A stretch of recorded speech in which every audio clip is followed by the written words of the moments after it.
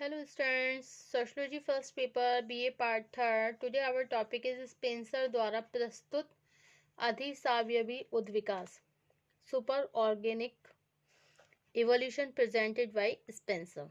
Okay, Herbert Spencer ने Darwin के विचारों के आधार पर सावयव और समाज के बीच जिन समानताओं को स्पष्ट किया उसी को स्पेंसर का सामाजिक डार्विनवाद कहा जाता है, मतलब सोशल डार्विनिज्म कहा जाता है. इसके बाद भी स्पेंसर ने यह स्पष्ट किया कि सामाजिक उद्विकास की प्रक्रिया सावयवी उद्विकास से भिन्न तथा उसके कुछ उच्च स्तर की होती है. इसी कारण उनके विचारों को अधिसावयवी उद्विकास के रूप में भी जाना जाता है. ओके, स्पेंसर द्वारा प्रस्तुत उद्विकास का सामान्य सिद्धांत ही उनके सावयवी सादृश्यता के सिद्धांत पर ही आधारित है. उन्होंने अपने प्रमुख ग्रंथ प्रिंसिपल्स ऑफ सोशियोलॉजी समाजशास्त्र के सिद्धांत में लिखा, व्यक्ति जीव रचना तथा समाज के संगठन में इतनी समानता देखने को मिलती है, मतलब व्यक्ति जीव रचना तथा समाज के संगठन में इतनी समानता देखने के लिए मिलती है कि इसे हम सादृश्यता की दशा कह सकते हैं. ओके, तो हर्बर्ट स्पेंसर ने डार्विन के विचारों के आधार पर सावयव और समाज के बीच जिन समानताओं को स्पष्ट किया है उसी को स्पेंसर का सामाजिक मतलब सोशल डार्विनिज्म कहा जाता है. ओके, तो सावयव और समाज के बीच जिन समानताओं को स्पष्ट किया है उन्हीं को स्पेंसर का सामाजिक डार्विनवाद कहते हैं. इसके बाद भी स्पेंसर ने यह स्पष्ट किया कि सामाजिक उद्विकास की प्रक्रिया सावयवी उद्विकास से भिन्न तथा उससे कुछ उच्च स्तर की होती है. इसी कारण उनके विचारों को अधिसावयवी उद्विकास के रूप में भी जाना जाता है. ओके, मौलिक रूप से स्पेंसर को एक व्यक्तिवादी और व्यक्तिक स्वतंत्रता में विश्वास करने वाला विचारक माना जाता है. लेकिन उन्होंने सावयव क्या होता है, जीव रचना तथा समाज के बीच अनेक समानताओं को स्पष्ट करके यह निष्कर्ष दिया कि समाज एक सावयव के ही समान है. इसलिए समाज का अध्ययन उन्हीं नियमों के आधार पर होना चाहिए जो नियम सावयव पर लागू होते हैं. सच तो यह है कि स्पेंसर द्वारा प्रस्तुत उद्विकास का सामान्य सिद्धांत ही उनकी सावयवी सादृश्यता के सिद्धांत पर आधारित है. उन्होंने अपने प्रमुख ग्रंथ प्रिंसिपल ऑफ सोशियोलॉजी में लिखा, व्यक्ति जीव रचना तथा समाज के संगठन में इतनी समानता देखने को मिलती है कि इसे हम सादृश्यता की दशा कह सकते हैं. ओके, क्या कह सकते हैं, व्यक्ति जीव रचना तथा समाज के संगठन में इतनी समानता देखने को मिलती है कि इसे हम सादृश्यता की दशा कह सकते हैं. ओके ओके, जैविकी तथा सामाजिक सावयव के जीवन पर समान दशाएं लागू होती हैं. जब हम एक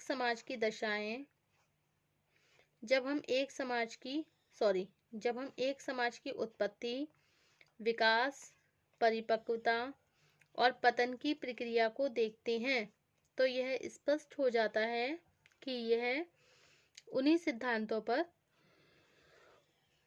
आधारित है जो जीव रचना की उत्पत्ति, विकास और मृत्यु को स्पष्ट करते हैं.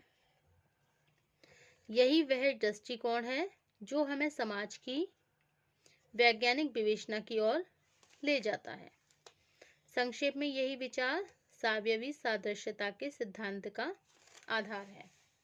ओके, तो सच तो यह है कि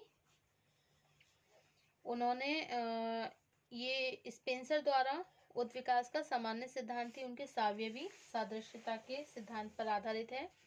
उन्होंने अपने प्रमुख ग्रंथ प्रिंसिपल्स ऑफ सोशियोलॉजी समाजशास्त्र के सिद्धांत में लिखा, व्यक्ति जीव रचना तथा समाज के संगठन में इतनी समानता देखने को मिलती है कि इसे हम सादृश्यता की दशा कह सकते हैं। जैव के तथा सामाजिक सावयव के जीवन पर समान दशाएं लागू होती हैं। जब हम एक समाज की उत्पत्ति, विकास, परिपक्वता और पतन की प्रक्रिया को देखते हैं तो यह स्पष्ट हो जाता है कि यह उन्हीं सिद्धांतों पर आधारित है जो जीव रचना की उत्पत्ति, विकास और मृत्यु को स्पष्ट करते हैं। यही वह दृष्टिकोण है जो हमें समाज की वैज्ञानिक विवेचना की ओर ले जाता है। संक्षेप में स्पेंसर के यही विचार उनके सावयवी सादृश्यता के सिद्धांत का आधार है। इस संबंध में यह ध्यान रखना जरूरी है कि स्पेंसर को समाज की सावयवी विवेचना का जनक नहीं कहा जा सकता। स्पेंसर से पहले प्राचीन और मध्य युग के अनेक विचारकों ने विभिन्न प्रकार से समाज और सावयवी संरचना के बीच पाई जाने वाली समानता को स्पष्ट किया था। स्पेंसर का मुख्य योगदान यह है कि उन्होंने सभी धारणाओं को पुनः संयोजन करके समाज और सावयव की समानता को कहीं अधिक व्यवस्थित ढंग से प्रस्तुत किया। स्पेंसर द्वारा प्रतिपादित समाज और सावयव की समानता को निम्नलिखित 3 प्रमुख क्षेत्रों में देखा जा सकता है। कितने क्षेत्रों में? 3 प्रमुख क्षेत्रों में देखा जा सकता है। ओके, फर्स्ट क्या है आपका? Analogy between social and natural laws, जिसे क्या बोलते हैं?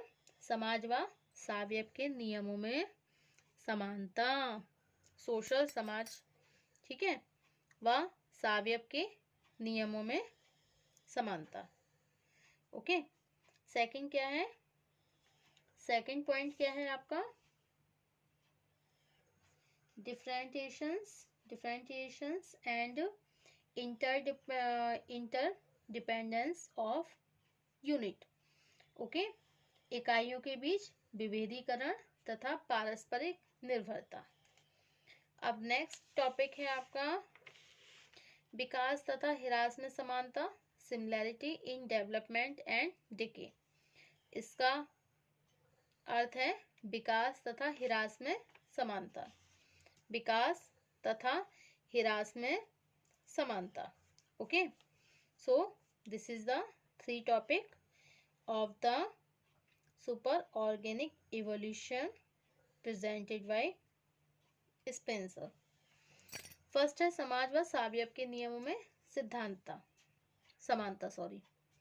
Analogy between social and natural laws. समाज व सावयव के नियमों में समानता। स्पेंसर के शब्दों में समाज और सावयव के बीच सबसे प्रमुख समानता यह है कि ये दोनों ही समान प्राकृतिक नियमों से संचालित होते हैं। जब कोई जीव एक भ्रूण के रूप में होता है तो उसमें किसी तरह की भिन्नता नहीं होती। जैसे जैसे उसका विकास होता है उसके अंग भी स्पष्ट होने लगते हैं तथा उनमें विभेदीकरण बढ़ने लगता है। समाज का संगठन भी इसी नियम से संचालित होता है। आरंभ में समाज का रूप सरल होने पर इसके विभिन्न समूहों तथा इकाइयों में काफी समानता और अस्पष्टता की विशेषताएं होती थी, लेकिन जैसे जैसे समाज का आकार बढ़ा उसके अनेक स्पष्ट भाग उपभागों में विभाजित होने लगे। जिस तरह सावयव में विभेदीकरण की प्रक्रिया तभी रुकती है जब तक परिपक्वता तक पहुंच जाता है, उसी तरह समाज में विभेदीकरण की प्रक्रिया इसकी परिपक्वता तथा पतन की ओर बढ़ने पर ही समाप्त हो जाती है। ओके, अब नेक्स्ट पॉइंट है आपका। अच्छा, इस कथन को स्पष्ट करने के लिए स्पेंसर ने अनेक ऐसे नियम प्रस्तुत किए जो समाज और सावयव की समानता को स्पष्ट करते हैं। जैसे फर्स्ट पॉइंट है आपका, समाज तथा सावयव के आरंभिक स्तर पर दोनों का रूप बहुत सरल अनिश्चित होता है। जैसे जैसे आकार बढ़ता है उनका, वैसे वैसे इनकी संरचना जटिल और निश्चित भिन्नता को प्रदर्शित करने लगती है।